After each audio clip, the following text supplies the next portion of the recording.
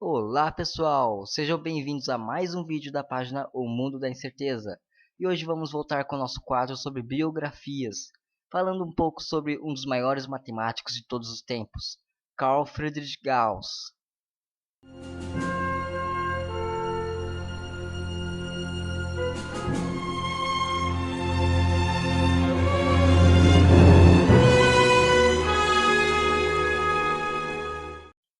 Gauss é conhecido como o príncipe dos matemáticos e é um dos maiores matemáticos de todos os tempos.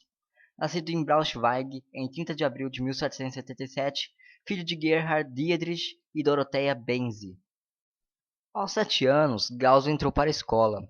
Segundo uma das mais famosas histórias sobre o matemático, o diretor da escola pediu aos alunos para que somassem todos os números inteiros de 1 a 100.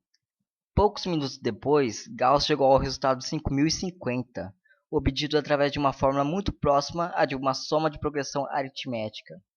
Isso chamou a atenção de seu diretor Büttner, e ele passou a incentivar o menino de 10 anos a estudar junto com seu assistente Johann Martin Bartels, o qual se tornou o grande amigo de Gauss.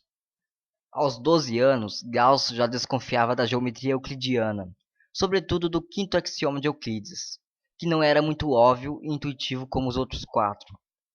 Aos 15 anos, entrou em um curso de línguas clássicas, no Gymnasium, aprendendo os grandes clássicos da literatura, além de latim e grego. Aos 16, contemplou uma geometria diferente à de Euclides.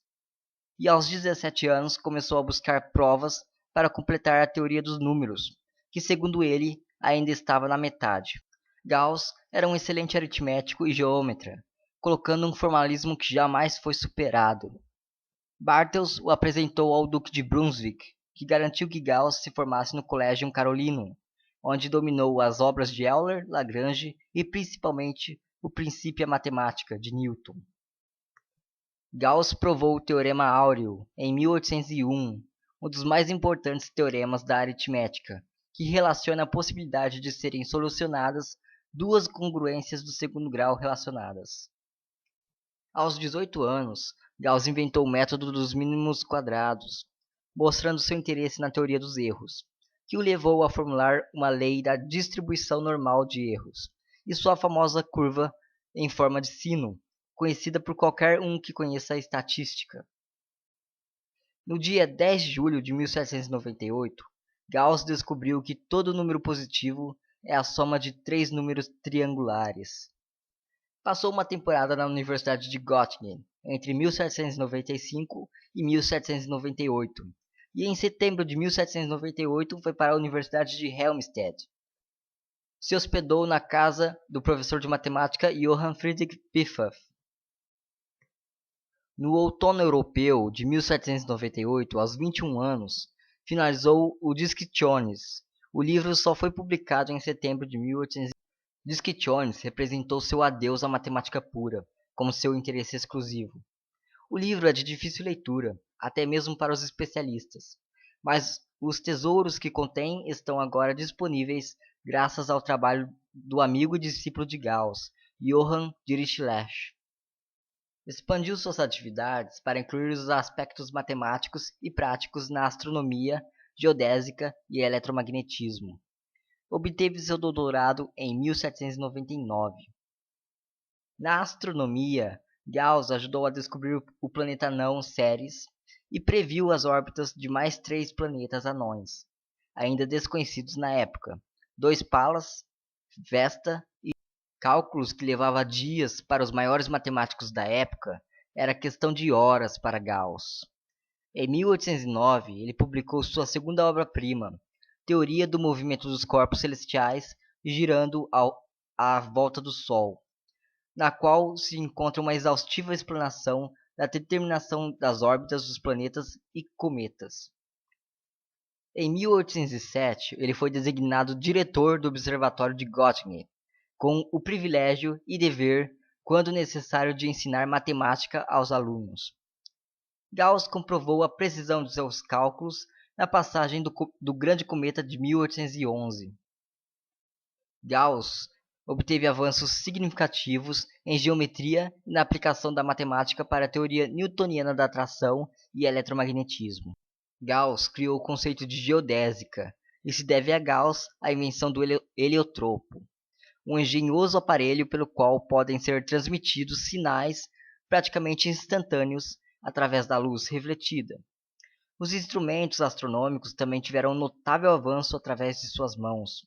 E como último exemplo da engenhosidade de Gauss, em 1833 ele inventou o telégrafo elétrico, que ele e seu companheiro de trabalho William Edward Weber usavam para trocar mensagens. Na física, a lei de Gauss é a lei que estabelece a relação entre fluxo elétrico, que passa através de uma superfície fechada, e a quantidade de carga elétrica que existe dentro do volume limitado por essa superfície.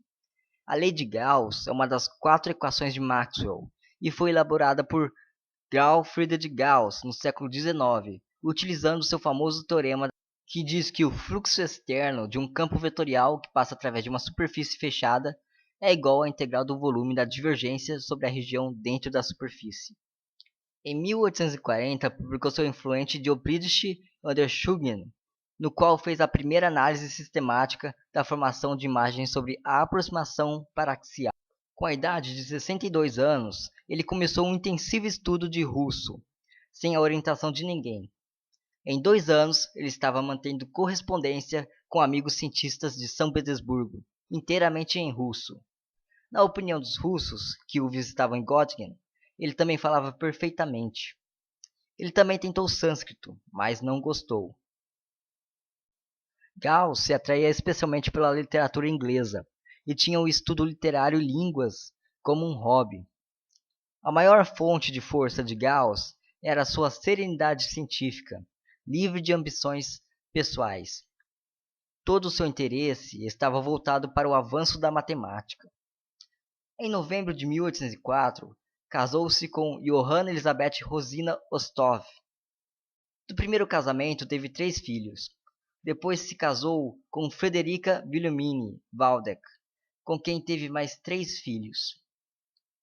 Foi orientador de vários importantes matemáticos do século XIX, como Bessel, Staud, Encke e o mais notório Bernhard Riemann, que co-criou junto com Gauss a geometria riemanniana.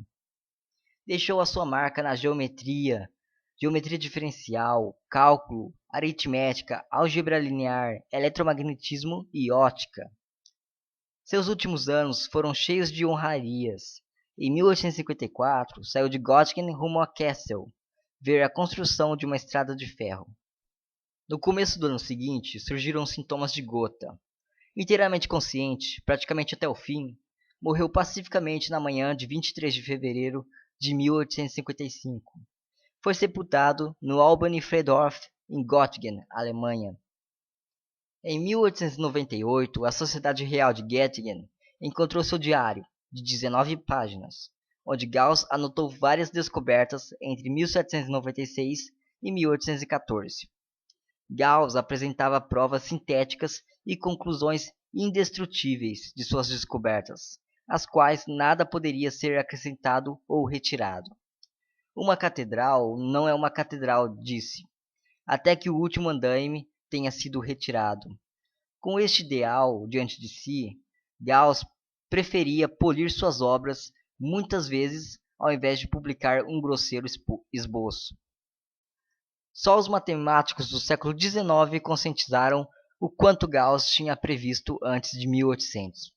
Caso ele tivesse divulgado o quanto sabia, é possível que a matemática estivesse meio século mais adiantada do que se encontrava. Niels Abel e Jacobi poderiam ter começado de onde Gauss terminou, ao invés de terem que redescobrir o que Gauss já sabia antes deles nascerem. Gauss foi uma das mais brilhantes mentes de todos os tempos. Suas obras têm fortes influências na matemática, física e astronomia, além de ser um entusiasta de línguas clássicas e literatura.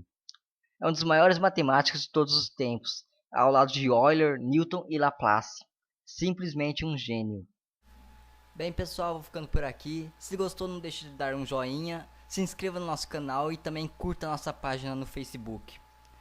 Bem pessoal, até o próximo vídeo.